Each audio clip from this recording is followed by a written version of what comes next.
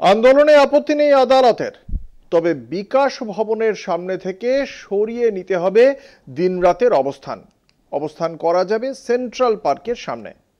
আন্দোলনরত চাকরিহারা শিক্ষকদের এমনই নির্দেশ হাইকোর্টের বিচারপতি তীর্থঙ্কর ঘোষের। আদালতের পাশাপাশি পুলিশি তদন্তেও সায় দিয়েছে আদালত। তবে অভিযুক্ত শিক্ষকদের বিরুদ্ধে কোনো কঠোর পদক্ষেপ করতে পারবে না পুলিশ।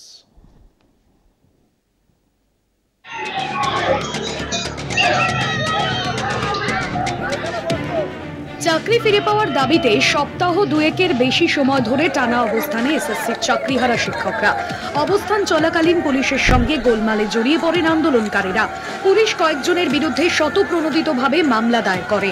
শেষ পর্যন্ত আন্দোলন মামলা পৌঁছয় হাইকোর্টে।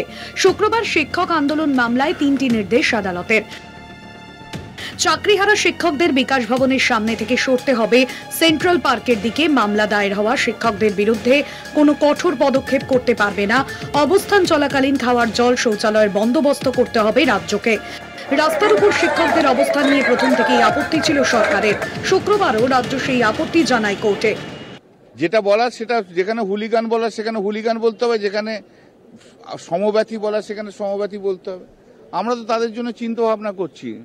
হুলিগানিজমের করার তো দরকার নেই। 15 মে যেটা হয়েছে সেটাকে আপনি অ্যাপ্রিসিয়েট করেন না, আপনার চ্যানেল অ্যাপ্রিসিয়েট করে, তা আপনি সেটাকে কীভাবে দেখাবেন?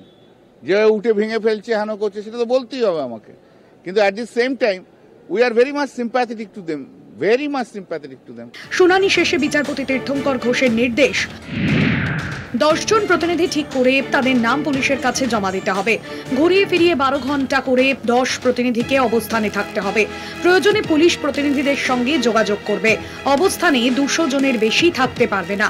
অবস্থান বিক্ষোভের একটা জায়গা ঠিক করে দিয়েছে ঠিকই, কিন্তু আমরা যদি প্রতিবাদ জানাতে চাই বা আন্দোলন করতে চাই, তার কোনো নির্দিষ্ট সংখ্যা বা নির্দিষ্ট জায়গা তো হয় না।